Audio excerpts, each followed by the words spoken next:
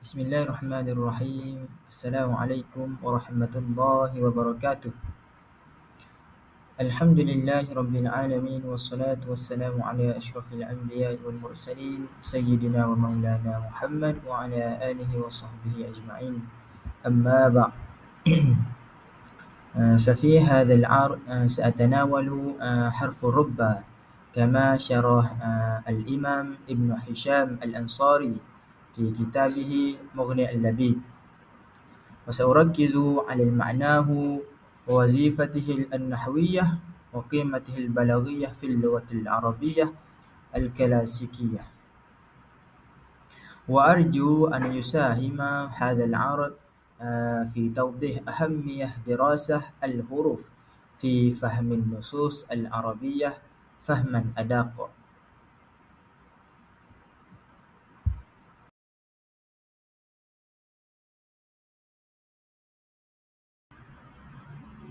طيب. يعد كتاب مغني اللبيب كتب الأعارب من أعظم مؤلفات ابن هشام الأنصاري، الذي توفي سنة 67 و700 للهجرة. ويتميز هذا الكتاب بتركيزه على الحروف في اللغة العربية، لا من جهة الإعراب فقط، بل من جهة المعنى والوظيفة في الجملة.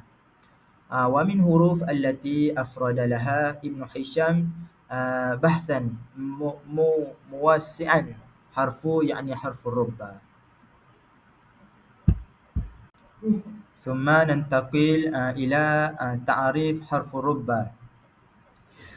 قبل ابن هشام فإن رب حرف الجر، يعني لا يدخل إلا على الاسم النكرة.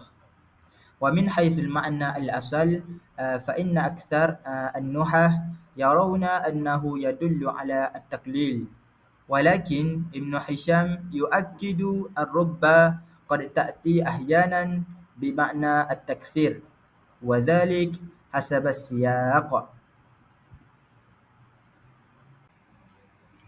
ثم ننتقل مثال معنى تقليل. يبين هذه مثال استعمال رب للدلالة على كلة، وقولنا رب رجل لقيته يفيد أن هذا اللقاء كان قليلا أو نادرا. وهنا تقوم رب بتقليل الأعداد بشكل غير مباشر.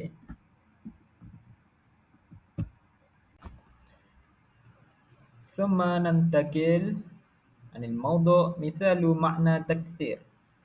أما في هذا مثال فإن رب تدل على معنى مخالف، وقولنا رب عالم جاهل لا يرد به قلة بل كثرة. ويستعمل هذا الأسلوب السخرية أو النقاد،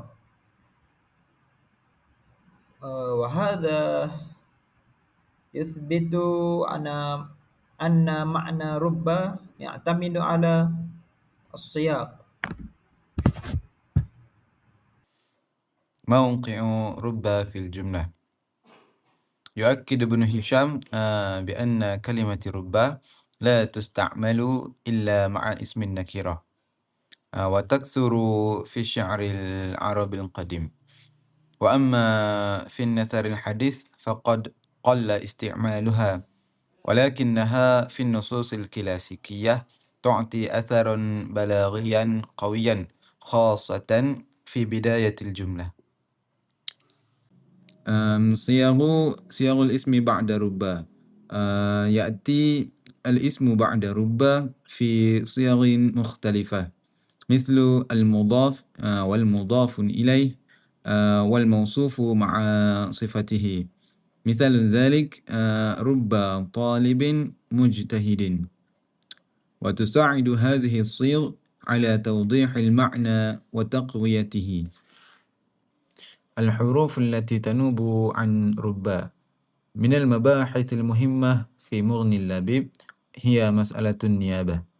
قد تأخذ بعض الحروف وظيفة رباء، مثل الواو والفاء والباء الزيادة، ويفهم معنى رب من السياق ولو لم تذكر لفظا.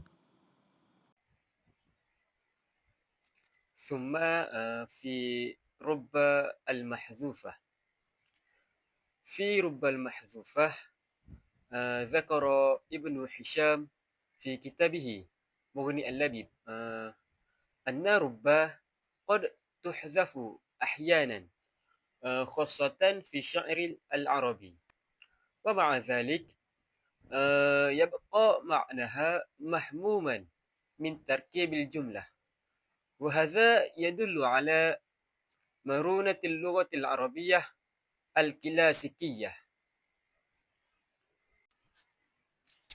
وبعد ذلك الوظيفة بلاغية لرب.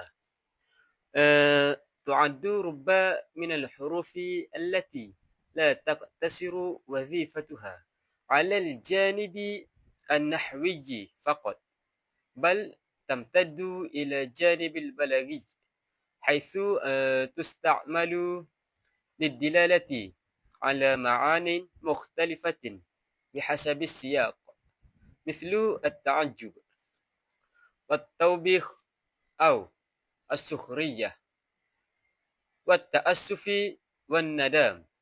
كما تستعمل للدلالة على القلة أو الكثرة أسلوبا بلاغيا. فقولنا رب غافل قد نبهته يدل على التعجب، وقولنا رب عالم جاهل يفيد التوبيخ والسخرية. أما قولنا رب فرصة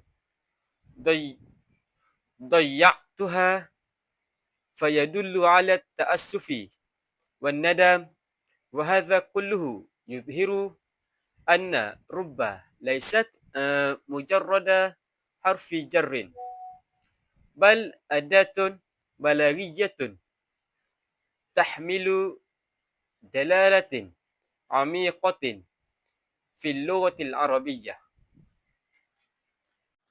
ثم هيا ننظر إلى الخلاصة. رب حرف جر يدخل على النقرة، ومعناه الأصلي التقليل، ولكنه قد يدل أحيانا على تكثير حسب السياق، ويكثر استعماله في الشعر العربي لما له من قيمة بلاغية عالية تساعد على تقوية المعنى وتأثيره في النفس. ثم في الخاتمة على هذا التقديم، إن دراسة حرف رب تكشف عن سعة اللغة العربية وعن دقة تحليل ابن هشام في فهم وظائف الحروف داخل البنية التركيبية للجملة، ومما يبين عمق النظر النحوي وجمال النظام اللغوي في اللغة العربية.